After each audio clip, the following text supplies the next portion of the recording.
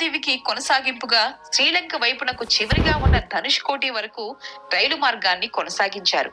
1915 నుంచి 1964 వరకు మద్రాస్ ఎగ్మూర్ మార్గంలో ధనుష్కోటి వరకు బోట్ మొబైల్ అనే రైలును నడిపారు. అయితే 1964లో వచ్చిన తుఫాన్ కారణంగా పాంబన్ జంక్షన్ నుంచి ధనుష్కోటి వరకు ఉన్న మీటర్ గేజ్ రైలు మార్గం పూర్తిగా ధ్వంసమైంది. ఇక అదే ధనుష్కోటి ప్రాంతానికి చివరి రైలు మార్గం అయింది.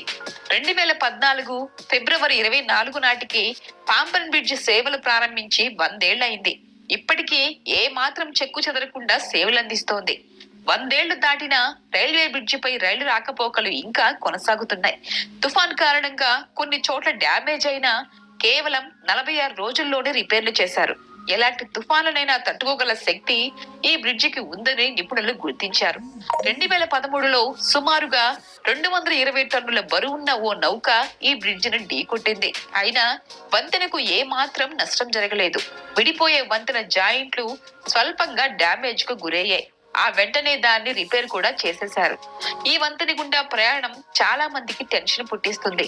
ట్రైన్ ఈ బ్రిడ్జి మీద నుంచి వెడుతున్నప్పుడు ప్రయాణికులకు ఊపిరి ఆగినంత పనవుతుంది. 1964 డిసెంబర్ 24న భారీ తుఫాను సంభవించింది. అప్పుడు ఈ బ్రిడ్జి పై నుంచి ట్రైన్ సముద్రంలో పడిపోయింది. ఈ ఘటనలో 150 మందికి పైగా చనిపోయారు. ఏది ఏమైనా ఈ పాంబన్ బ్రిడ్జి మన దేశంలోని అద్భుత నిర్మాణాల్లో ఒకటని చెప్పొచ్చు.